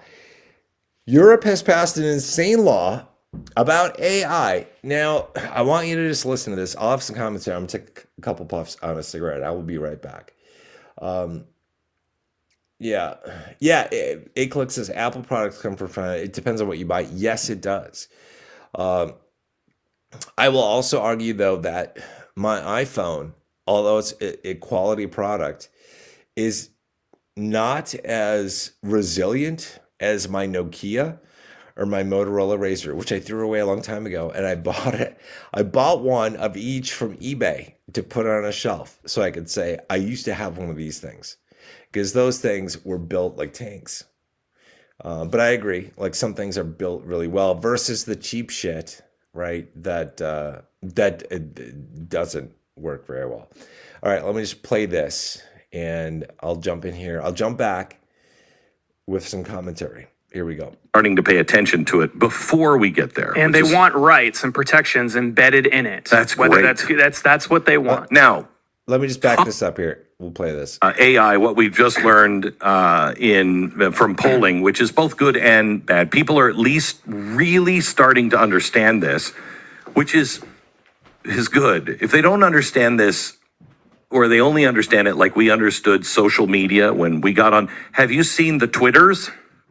I'm on Facebook. If we approach AI like that, we're doomed, because by the time you figure it out, everything will be different. And so it looks like people are starting to pay attention to it before we get there. And they want rights and protections embedded in it. That's Whether great. That's what they want. Now, talk to me about the EU, because the EU has decided we're not playing this game. We don't have to be the first. Well, first of all, you wouldn't be, but we don't have to be the first. We're just going to be the ones that set all of the rules. Yeah. The expansion of power in the European Union during the Biden administration into today has been absolutely unbelievable. And this is just another example of it. We've talked about the EU ESG law before, where they're trying to impose ESG on all of America and the whole world. Well, this is similar to that. They passed a law called the AI Act in 2024. So last year they passed it. Some of the law has already gone into effect earlier this year. More of it goes into effect in August. Penalties and things like that for non-compliance go into effect over the next couple of years. Part of the stuff where you can't say anything, the society or the governments disagree with, or you go to jail, or is this basically all these laws for the high-tech companies? These are for big tech companies, okay? So that's what the purpose of this is. The idea behind these is to force AI developers, no matter where they are in the world. They could be in America, they could be in Canada, or they could be in the EU or someplace else. Just not China, because they don't care. Well, they don't, they let them slide. Right. To adopt all of these EU sort of like ESG rules and to embed them into their AI systems. No way. And and their way of determining whether this might apply to you is. All right, you got to listen to this. This is crazy. Listen to this. Like, they're going to try to make it a law that I'll let this play for a little bit and I'll give commentary on it, because it's crazy. Not whether you have an EU or not whether you have an AI system offered in the EU. It's not even whether someone in the EU uses your AI system from the EU. It's based on the use of an output from an AI system. So in other words, if you have ChatGPT produce a offensive transphobic meme, and that is used by somebody in the EU, because you send it to somebody in the EU and then some influencer in the EU spreads it all over the place. That's enough to bring your AI system under their law. Okay, that's fucked up. All right, so let me repeat what this means. So let's say I use ChatGPT, right, or some AI system to come up with something that I think is funny, something that some people would consider a sexist, like something that like denigrates men or women. Right? That I think is funny a little bit, because I'm Gen X, I'm a little inappropriate sometimes. So if I did that, or I said something that was like Islamophobic, right? If I said something that was racist, like what did I say before? I said a lot of Europe is being overrun by migrants from the third world, right? There are people out there that will say that what I just said was racist. So fucking be it. Because that is just the way I see it, that the EU is being overrun by migrants from the third world who do not respect their laws, their languages, their customs, their society. And we will see Sharia law rolled out in Europe over the next 10 years. I swear to God. A little bit of it. Here back in the U.S., in Minnesota, crazy Minnesota. I don't live in Minnesota. I have a business in Minnesota. But the crazy mayor of Minneapolis approved it so that the Islamic call to prayers can be blasted loud and clear on the loudspeakers in the city. This is a city that for a long time, the state of Minnesota, the country of the US was based in Christianity, right? Most of the people in Minnesota still they're white boys and white girls with European ancestral roots, right? But now in Minneapolis, there's a large population of Islamic folks because we've imported a lot of people from Somalia, right? And amongst other places. So, and they're the ones that talk the loudest, push the loudest. So now the Islamic call to prayer is going to be blasted loud and clear over the loudspeakers in the city of Minneapolis. Right? It's just batshit crazy. But what he is saying, this EU law, so if I say something that somebody deems to be transphobic, racist, sexist, misogynistic, something offensive in some way, that I use ChatGPT to come up with that, and then I put it out there, and then somebody in some other country, like in the EU, repeats it, like posts it on Twitter, on X, posts it on Facebook, repeats it someplace in an article, right? Wherever. That now the AI system is to blame. See, they're trying to cast a wide net and get everyone and everything that is even remotely connected to pull it into their little snare. The EU is like a monster. They're a monster. This is like, you want to talk where like the dark powers reside? It's like back, the motherland, the fatherland of this shit is all back in Europe. Right? Europe is where Americans were like, we need to get the hell out of here. And it's still come here. But it's like the roots of the darks, the secret societies, all that shit that's back in Europe. That's the motherland, the fatherland, all that stuff. And they're just wackos. They're wackos. They want total control over everyone and everything. What you think, what you eat, where you go, what you own or don't own. They want control of everything. They're psychopaths. I mean, if you haven't heard about this, you should. Like the World Economic Forum, the WEF, you'll own nothing and you'll be happy. It makes it sound like people have to be like hallucinating on drugs so that they aren't sad about the fact that they can't own a home or a car or a frying pan or a toaster or whatever, that they're just going to be perpetual renters, slaves to the state, slaves to the government. So it'll be interesting. A click says government is not supposed to be involved in religion. Our forefathers wanted this. Yeah, that's what they saw the danger, right? Because the early Americans, so they escaped Europe. And what happened in Europe? What was involved in Europe? Like, look at all the shit that happened in Europe, where it's like, the Crusades, for example, and lots of other examples. But I mean, it's like when you combine like government with political stuff or religious stuff, sometimes things can go wrong. And it's like a real good example of this is like if you look at Islam, people will say that Islam is a religion of peace. A lot of it might be peaceful, but there are verses in the Quran that, and I can't quote them because I don't memorize that shit. I've seen them where it's like, one of the verses is like, wherever you find a disbeliever, you should kill them. Yeah, that doesn't sound like a religion of peace to me.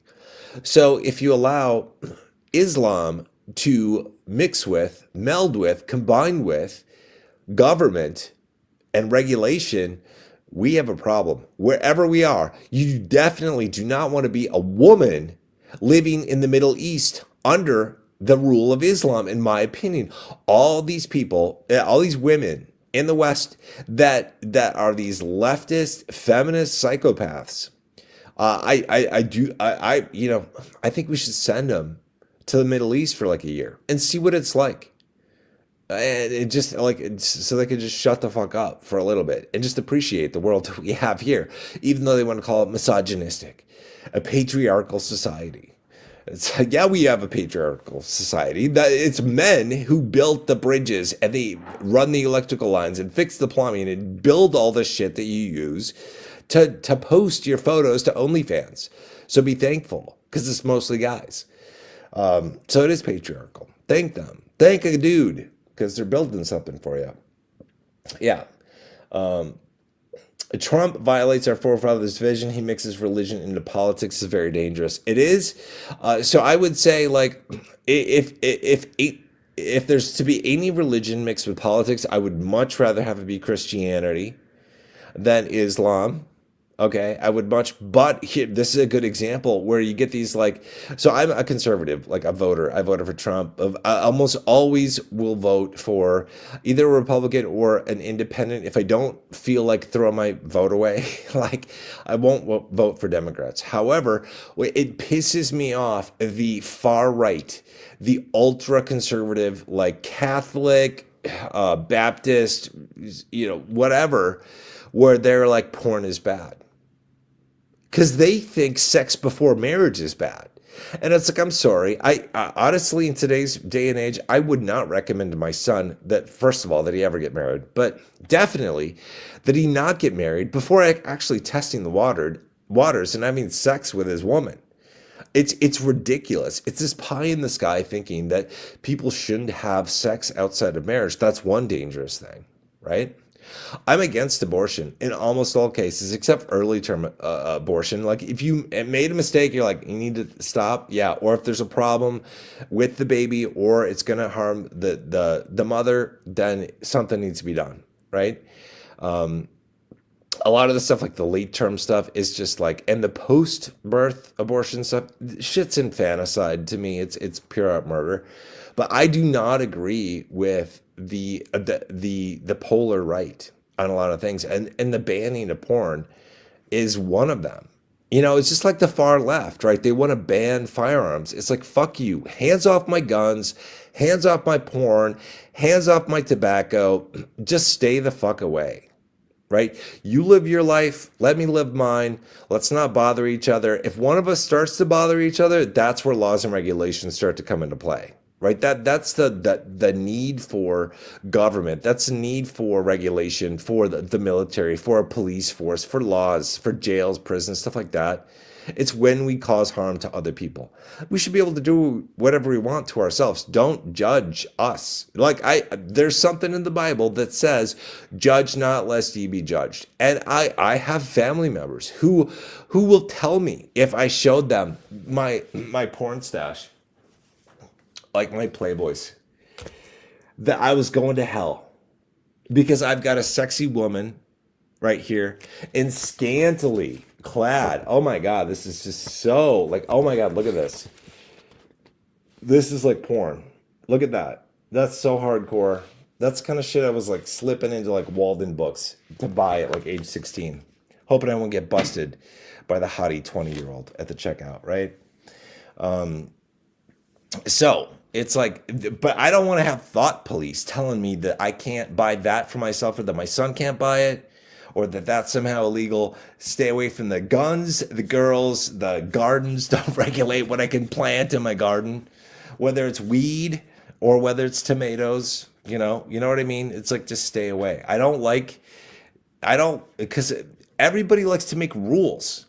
Everybody wants to regulate what other people can do because they feel like they have a moral, they're on the moral high ground, right? It's moral superiority. Everybody thinks they're amazing and that their likes and dislikes should just apply to everyone else. That's not the way it is, though.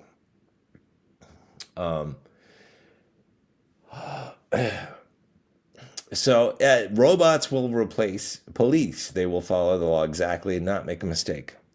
Maybe, but the thing is, like, also, robots don't have a heart and a soul like humans do. So, like, if you or I were like a police officer and something were going down and we looked at the situation, we're like, okay, this is the course of action needs to be taken. Nothing can be said or done necessarily for us to go, okay, maybe it's a little bit different, it should be handled a little bit differently. I do worry about that, like where laws are just being applied blindly. I know that sounds weird because usually good justice is supposed to be blind, right? But I worry that robots are going to be missing out on a human soul, compassion or something like that, where they will be too heavy-handed. That's my concern, I guess, with the robots. But I don't know. I think that's coming. I think like 20 years from now, like a lot of you have probably seen like movies like iRobot. We'll probably have like bigger cities like New York have something like that 20 years from now. Where robots, it'll be commonplace for to have a robot police force for sure. Yeah. All right, we have hit. We're going on an hour and a half here. So if you guys would like me to talk about anything, bring it up now in the chat. Otherwise, forever hold your peace. It's been a fun chat. Not a whole lot about investing. Did talk about it a little bit at the beginning. We're all just waiting, man. We're all waiting. I'm getting frustrated. So are you. I don't know. I don't know how long we're gonna have to wait. It is good that Bitcoin is back over 100K. So it's good. And if the 500-day rule that the 60-second alpha did talk about, if that pans out, that means that we could probably expect Bitcoin to hit around a cycle high like this September, which is not that far away. So I don't know that. I mean, assuming that still holds, maybe that we'll see that. So Vivian says thoughts about Dubai and India. I don't have a whole lot. I mean, Dubai, they're rich as shit. Tons of oil money. I wouldn't want to be there though, just because of because of Islam. I know it's a little bit looser in Dubai with some of the stuff that goes on. They probably had to be, just like Hong Kong is. It's kind of outside the mainland of China, and so they get away with more stuff than they do on mainland. I think Dubai is probably the same way. India, thoughts on it? I mean, I feel bad for India. I mean, India, it's still third world. I think they're like maybe the most populous country in the world, I believe, or close. There's like 1 billion people or something, like population of India. That's like the largest. I think a population of India, like 1 billion people, 1.4 billion. And aren't there like 8 billion people in the world in comparison to the world? So this represents almost 18% of the population. China is the second most populous. So China is in close second, but China, like the size of China, just geographic wise,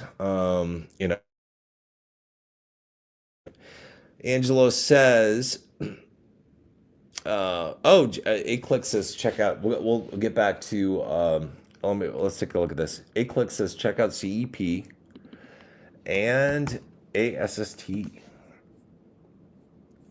So what? Cantor Equity, 10 to 47. So that's so when did this launch? This past fall, last August. So okay, so that's one of them. And then another one, what were we looking at? We were looking at ASST. Asset entities.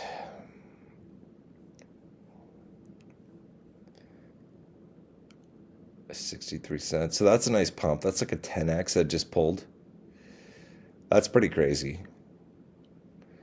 So it might be, I don't know if we don't have like a long-term not a multi-year, but like a multi-cycle chart of this. But this will be interesting to watch. So both those ASST and CSP, those are huge players involved in these new Bitcoin treasury companies. So cool. Thank you for the tip on that. I'll be watching that.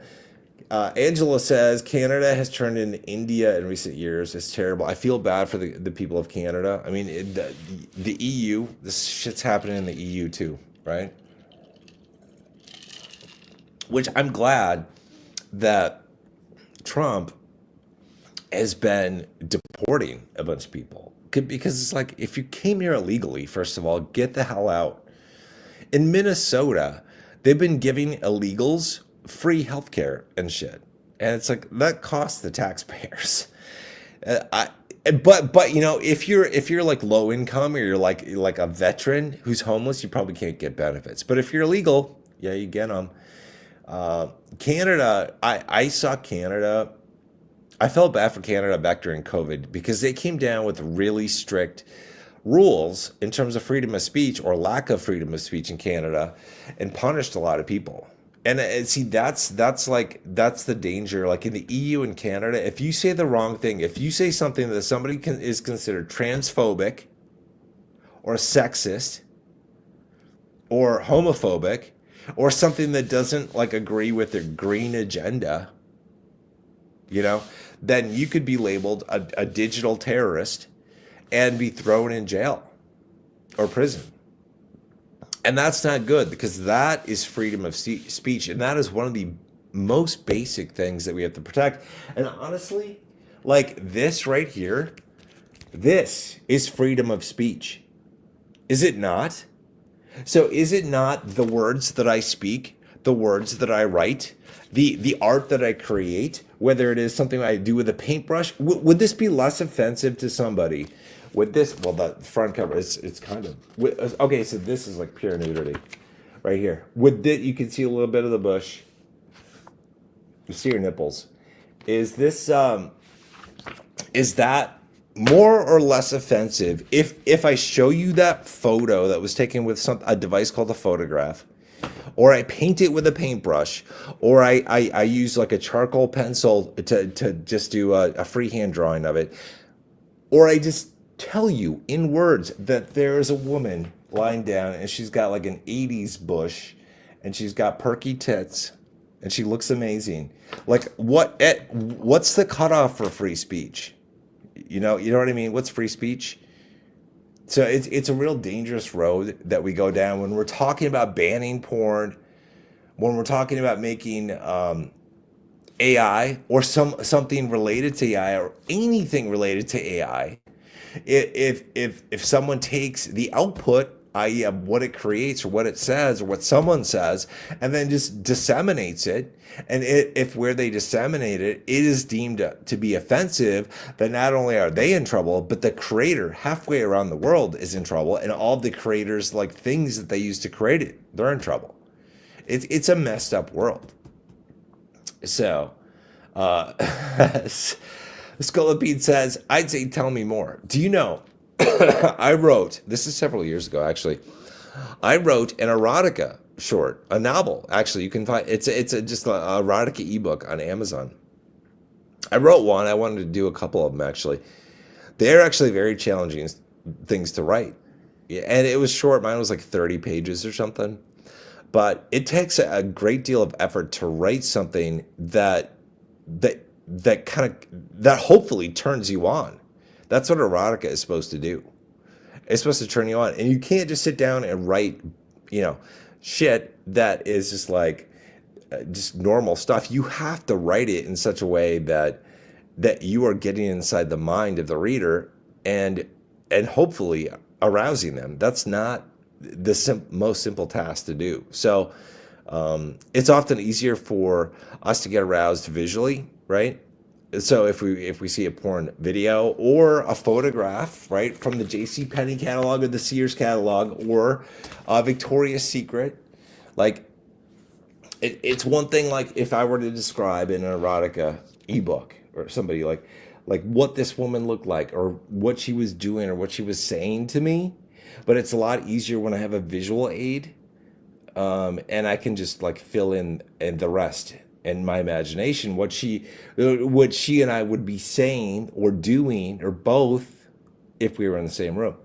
So it's a visual aid. It's like, you know what I mean? So back in the caveman days, they probably used like pigeon blood to make like, erotic drawings on the cliffs of someplace. And those things just wore off over the years. But everybody's been horny since, the Stone Age and before.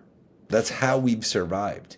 Because if we didn't get horny and we didn't get turned on, none of us would be here. You know what I mean? All right. That is it. I'm ditching out. Thank you guys for joining me. We're a little over an hour and a half. Obviously not a whole lot about investing here, but I'm just kind of getting bored talking. I don't know what to talk about in terms of like grayscale stuff. It's like I I'm not. That's all I'm invested in right now. All I can do is tell you what I would do differently next cycle.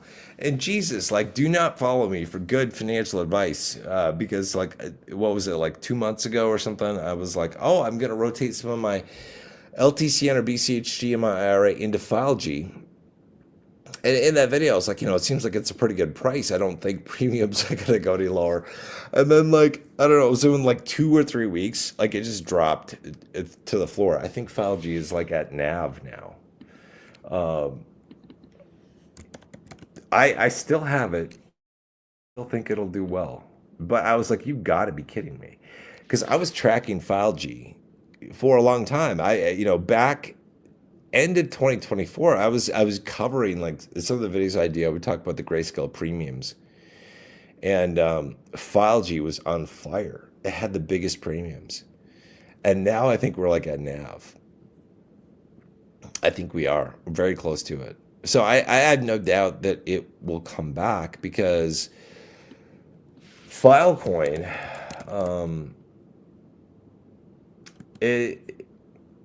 no, I want to look at Filecoin price. Filecoin hasn't gone on its run yet. So look at this. This is the big green erection from last cycle. Last cycle, it was it heated up, but it really didn't tick off till February. So look at that. That's a giant. Since we're talking about banning porn, like that was a giant erection right there. That was gigantic. If you bought it down here for $3.20, and you sold it even for like 150, that's like a 50x. That's solid. That's a really nice. And we haven't done shit.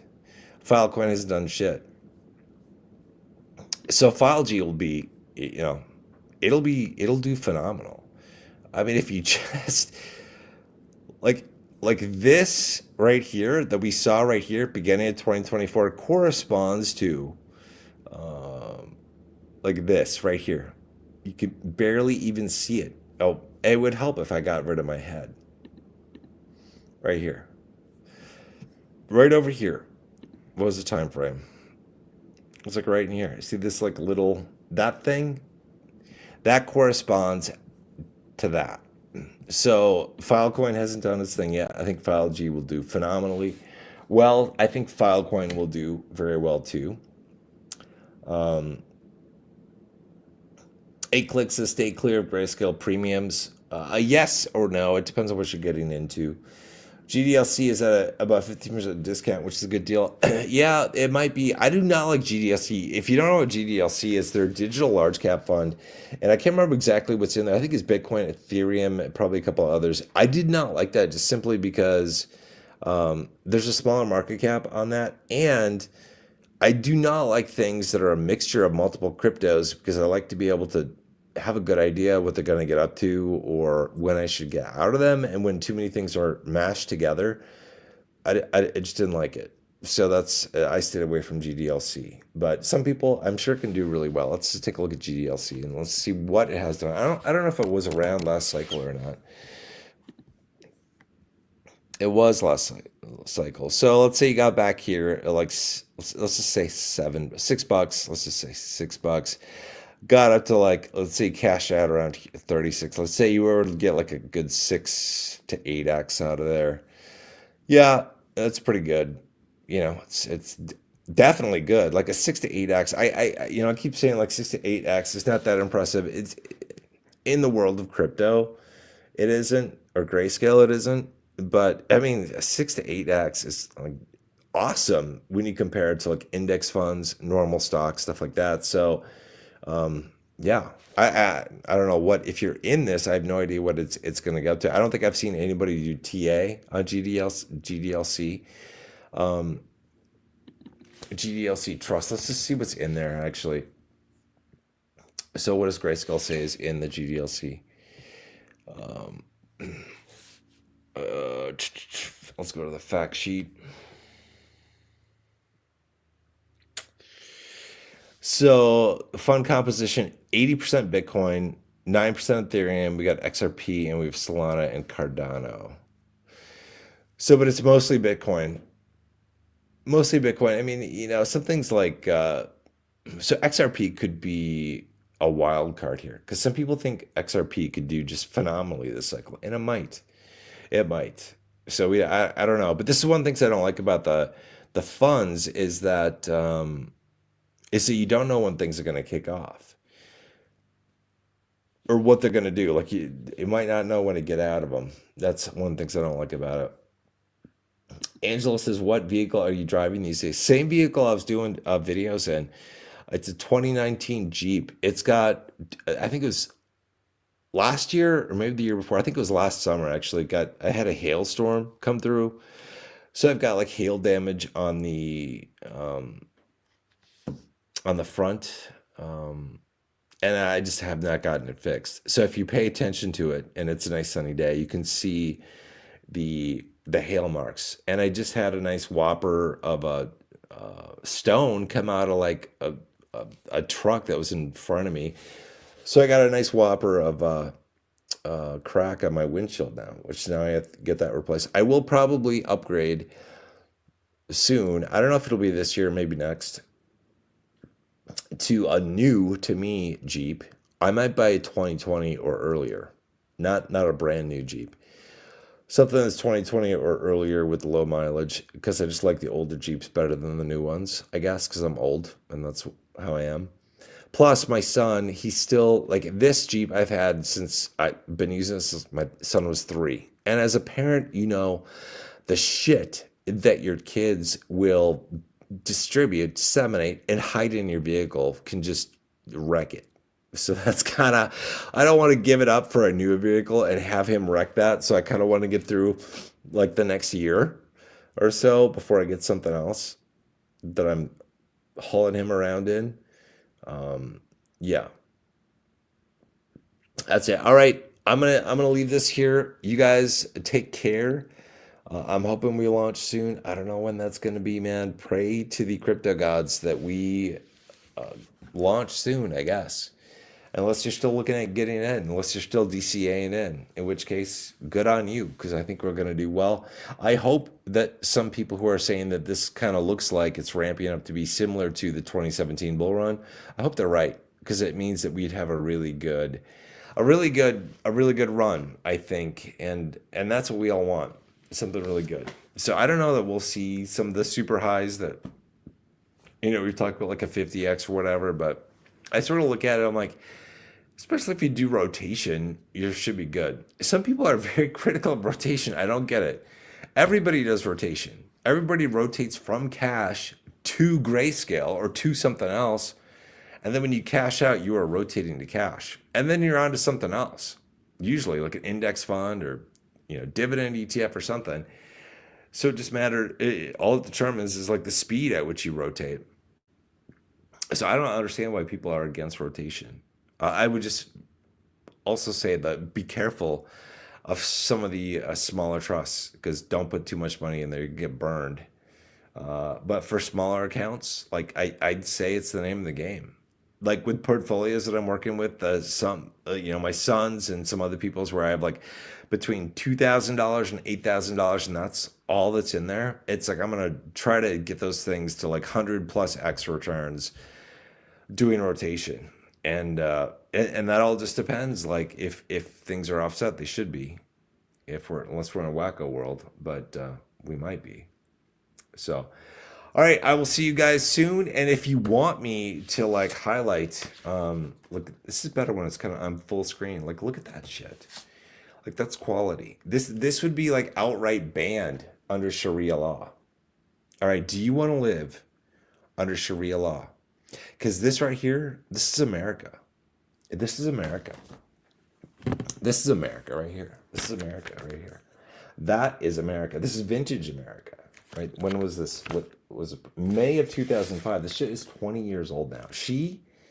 I don't know if she was like 40 in that photo. This is like a suburban bombshell. So she must be like a housewife, like probably 40, maybe. That would mean she's like 60 right now. Okay, she's older than me. And like I said, this is a kickback to when they did things right. When it was made in America. You see the thickness of this bad boy? this right here and the JCPenney catalog get a major kudos for kicking off a lot of Gen X boys' sexual exploration at a young age because of their depiction of women in brasiers. And yeah, and it was just like this was it. Like if we didn't have Victoria's Secret or we didn't know about it or something. But damn, I mean, it's like when you are that age and you're like, damn, that's what a bra looks like, you know? And that does it for you. So this is like I bought this off eBay as a little piece of Americana, right? That's just like this is part of my journey. So anyway, it's fun. So they can ban it all they want. I guess I don't know. I think they should ban high fructose corn syrup before they do that. And I think, I think if they want to make the world a better place, they should legalize drugs, but just regulate them and make sure that they're safe enough for us to use. Like cocaine, ecstasy, two of the things I would like to try before I'm dead. I would just not like to die from taking them because they're laced with fentanyl or something. I would just like them to be regulated, and that I would have a reasonable expectation of a good price, a safe exchange without there being guns and shady ass people, right? And all that kind of good stuff, because that is the free market, right? When we try to keep people and things down and make them illegal, you end up with the liquor running business that was present with prohibition.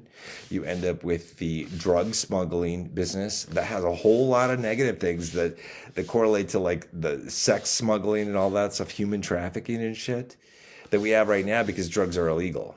And if they were made legal, then we would end all that. But there are some people that say, well, that's not good for people. So we can't let people do that. And I would say, like, there was, some of you may have seen this. Let me get my ugly mug off here. See if I can find this.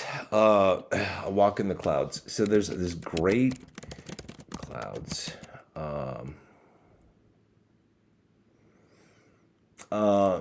So A Walk in the Clouds is a great movie. There's an old man in there.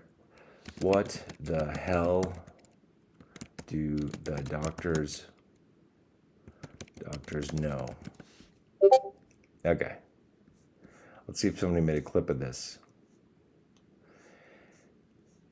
They probably didn't. Damn it. Okay, there's this old man in the movie, and he's getting chided by his wife because she's saying you're eating things with too much salt, and the doctor says that's not good for you. And he says to her a line that has always stuck with me. And that was this: what the hell do the doctors know about the needs of a man's soul? It's so true. What the hell do the doctors know about the needs of a man's soul? If you feel like you need to eat a donut or eat french fries with salt or watch porn or smoke cigarettes, smoke weed, smoke whatever, then I think ultimately you have to decide what you want in your own life. And we should say fuck you to the doctors who keep telling us that it isn't good. Meanwhile, they don't give a shit about peddling their addictive, destructive prescriptions that they want to peddle you, right? They don't say to lay off the high fructose corn syrup. They don't say that, right? Say to hell with them and to hell with the government. And that was sort of like, to bring this back to investing, that was sort of like cryptocurrency, why crypto was invented, right? Why Satoshi created Bitcoin. It was right after the GFC in like 2008, 2009. I mean, I think it was Bitcoin came out, 2009? Just after, right after all the shit with the GFC. And a big part of that was a big FU to the system and the way things had been done. And yeah, we need more things like that. And honestly, like, I have to give kudos to there are a lot of people that create content for OnlyFans, right? They make some money off it. Some of them do really well, some of them just do okay. And it might not be the best idea for young women to get into, but it is what it is. And but it's basically democratized the porn industry because you don't need to, or Pornhub too, right? You don't need to be a professional actor or actress working with one of the porn studios to actually make money from exposing your body. And I feel like you should be able to do that. And yeah, now this talk could go on for a while, so we'll just end it. We'll still end it there. April says, Ethan, do you still hold BCHG and LTCM? Man, I'm holding it down until the end. I'm sticking with it. I'm not getting rid of it. Because as soon as I sell, if I were to sell, you know what would happen? That's when the bull run would start. Maybe that's what I need to do just for the benefit of everyone. I could just sell and it would just take off. But yeah, no, I haven't touched my investments. The only thing I've made any adjustments in are, is my Roth. And my son's Roth too, which I made a mistake because I moved some into Philogy, which I said. So that was a mistake. But I think it'll work out well in the future.